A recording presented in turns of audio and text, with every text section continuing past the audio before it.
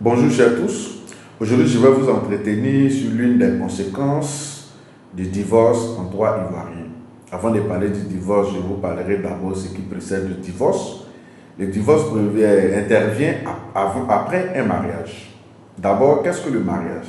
L'article 1 de la loi relative au mariage de 2019 dispose ou prévoit ou définit le mariage comme l'union d'un homme et d'une femme célébrée par devant l'officier d'état civil. L'officier d'état civil, ça peut être le maire, ses adjoints et autres. Et c'est à la suite de ce mariage que, arrivé à un moment, les conjoints peuvent décider de se séparer, soit parce que l'amour n'y est plus, ou soit parce que, pour une raison personnelle un parmi eux décide de se séparer de l'autre. Donc, cette séparation, c'est le divorce, et le divorce a plusieurs conséquences.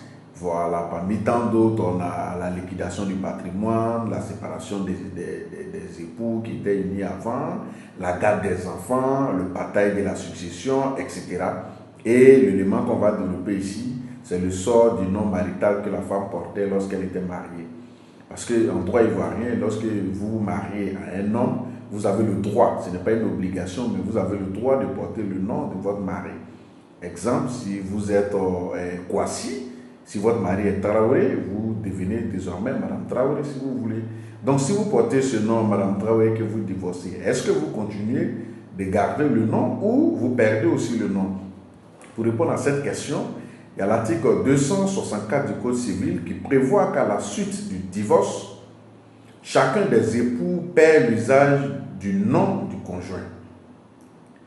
L'un des époux peut néanmoins conserver l'usage du nom de l'autre, soit avec l'accord de celui-ci, soit avec l'autorisation du juge, s'il justifie d'un intérêt particulier pour lui ou pour des enfants. Ici, qu'est-ce que cela signifie? En principe, lorsque vous divorcez, chacun reprend son nom originel.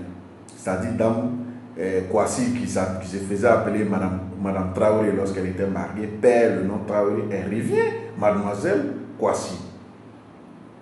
Maintenant, elle peut garder le nom soit avec l'autorisation de son ex-mari qu'elle vient de quitter ou avec l'autorisation du juge. Un juge peut prendre la décision: Madame, malgré que vous êtes divorcée, vous conservez le nom. Et ici, on parle de l'intérêt. Si on justifie un intérêt particulier pour la femme qui vient de divorcer ou pour les enfants. Généralement, pour les enfants, il n'y a pas grand-chose, mais c'est au niveau de la femme. L'intérêt particulier chez la femme, qu'est-ce que cela signifie? Je vous donne un exemple. C'est une femme qui est reconnue professionnellement avec le nom de son mari. Lorsqu'elle divorce, si elle doit perdre ce nom-là, il faut dire que ça peut lui créer des préjudices. Et là, le juge peut décider qu'elle conserve le nom dans le but de la préserver de ces préjudices-là. Ou, exemple, si c'est une artiste, elle est connue avec le nom de son mari sur le plan artistique partout dans le monde, en perdant ce nom, cela mettra un coup à sa carrière, à sa fortune et puis à son public et tout. Donc, au regard de tous ces éléments-là, le juge peut décider qu'elle conserve le nom dans le but de toujours rester dans le tempo, dans sa profession et d'être toujours reconnue comme la même personne pour éviter toute confusion sur la personne.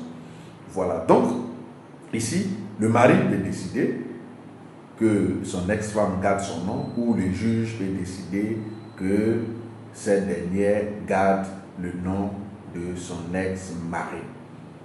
Merci de m'avoir suivi et à la prochaine pour une autre vidéo.